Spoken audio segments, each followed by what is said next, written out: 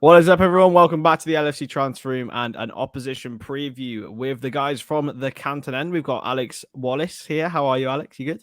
I'm good, mate. I'm really good.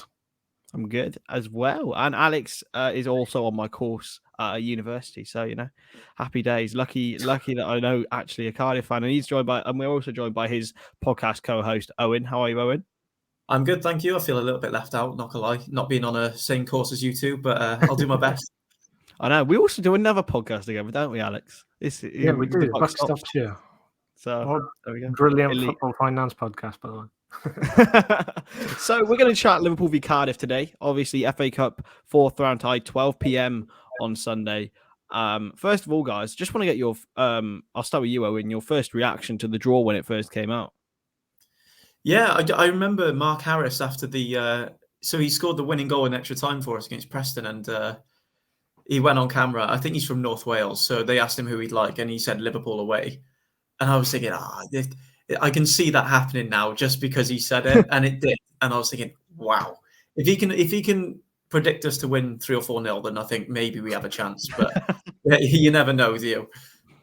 Nah. And Alex, what was your immediate thoughts? To be fair, I love it when they're picking the balls out the pot. And I was looking and I was like, I remember what number. And as soon as I saw Liverpool come out first, I said to my dad, I was like, we're coming out next. I was like, 100%, it's going to happen. But I think a part of me was like, oh, you know what? I did want to go on a run. And I feel like that's not going to happen now. But at the same time, for the fans, it's absolutely a brilliant occasion. Yeah, I mean, last time Cardiff came to Anfield, you actually broke a long-standing hoodoo. No one had scored at Anfield for a little while, and then you scored there. But there's been some big encounters between the two clubs in recent years. But I don't want to talk about the past. I want to talk about the present. And Alex, how has your season been going as a Cardiff fan? Oh, do we have to talk about the start of it? Well, to be fair, we had a couple of okay results at the start of the season, and then Mick McCarthy's football decided, you know what, I don't think there's another word to describe it other than terrible. It was a very long couple of months under Mick McCarthy, and he should have gone probably earlier than he did. But since Steve Morrison's come in, we've seen a regenerated style of football, something that Cardiff definitely haven't been used to over the years. We've now adapted, playing football rather than just playing volleyball on a football pitch, which it worked for a time period under Neil Warnock. I think he was the right man to play that football. But since then, we had the brief spell under Neil Harris where he played okay football. But now sort of Steve Morrison's got the players sort of gelling together, and we're actually playing some really good stuff, and we're slowly but surely grinding out the results that we need. Yeah, I mean, and in terms of the contrast in style, do you think that would give you a better chance now going up to Anfield with a more possession-based style, or do you think that maybe a Mick McCarthy or Warnock mode would have helped you out a little bit more? I mean, I'd like to say that the hit and run, like Route 1 football approach might have done a job, but we obviously played you in 2017, 2018, and we lost 4-1, I think, in the end. Even though we did score that one goal, which I think would have been annoying for the likes of Alisson and whoever else. I think other than that, we didn't really pose much of a threat. And the point with Mick McCarthy was he was introducing this style of football that almost replicated Neil Warnock's, but he was playing 5 centre-backs on the pitch whilst doing it, which is just tactical suicide. So I think I've got to say that our current style would give us a better hope at getting a result if we were ever going to get one.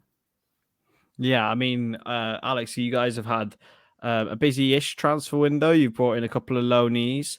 Are there any particular players in there that will cause Liverpool a threat? Out of the ones that aren't cup-tied, unfortunately, I think we do only have Tommy Doyle, which is probably the most threatening player that we do have on loan. Tommy Doyle has come from Manchester City's academy, and he's been absolutely brilliant. We've only seen him three times, I think it is now, but he's been absolutely incredible every time we've seen him. For a player of his age, you can tell where he learns his football in a way. He is just fantastic at moving the ball. The transitions that we can do now from defense to attack with him in the side is completely it's something like we haven't seen since we had Victor Camarasa in the Premier League. He's the player that our fans are sort of comparing him to, because of how well he passes the ball and what option he provides in midfield. So if he does get a game on Sunday, which we don't quite know yet, obviously, but if he does, I think he could sort of pose a little bit of a threat.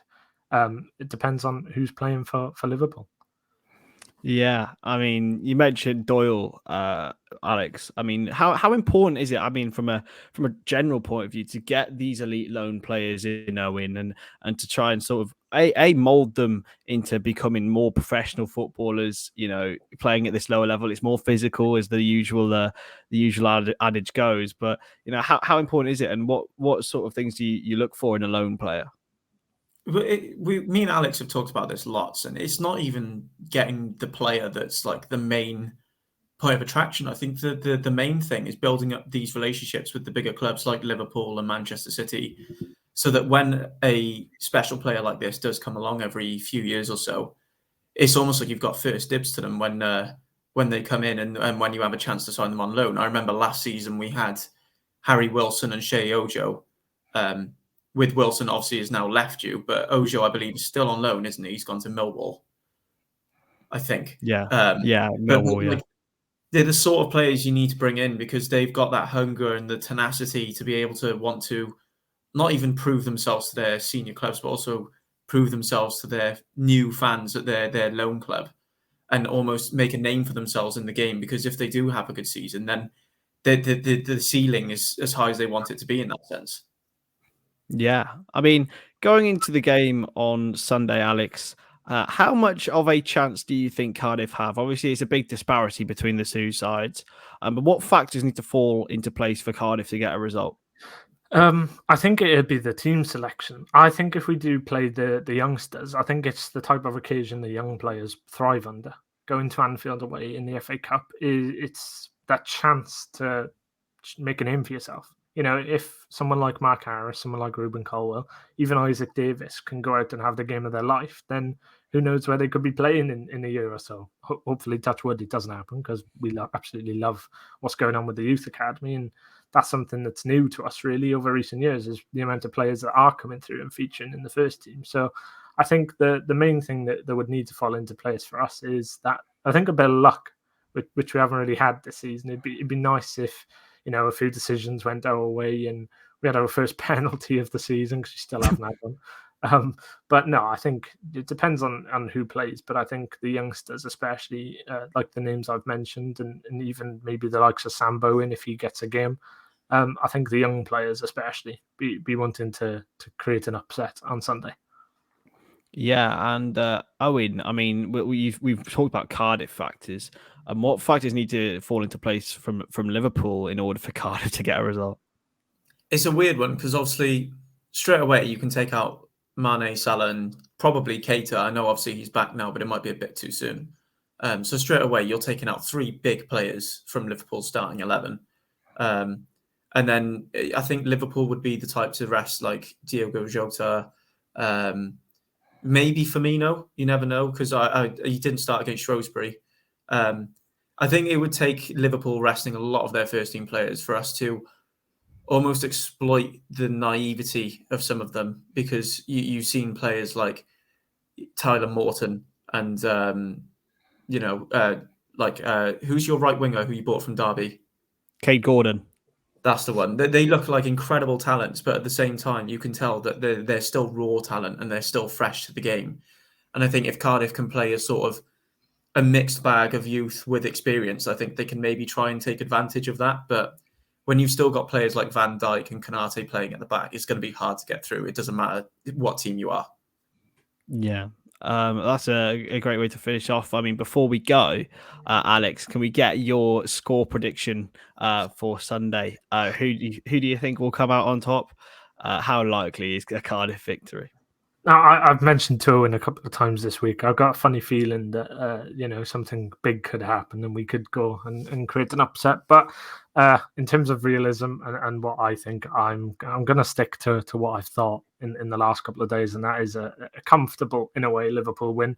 I think he'll come away for 1 victors. I think especially if you play the likes of Minamino. You know, they've still got the quality to score goals. So I think you'll win comfortably on Sunday. And Owen? I think it's hard to disagree. I think you look at the two teams on paper and you know there's only going to be one winner in that sense. But the magic of the cup and all that, I'll go with a 3-1 or a 3-2 Liverpool victory. I think will make it harder for Liverpool than a lot of fans may think. But as long as Aidan Flint scores a bullet header in front of the Kop, then I think I can die happy as a Cardiff fan. Absolutely. Well, thank you so much, lads, for coming on the LFC Chance channel. Make sure to check out the Canton End on Twitter. I do some great Cardiff content if you're interested, as well as the two lads on Twitter as well. Really, really good stuff. Make sure to subscribe to us and check out Louis' watch along of the game, and we'll see you in a bit. Bye.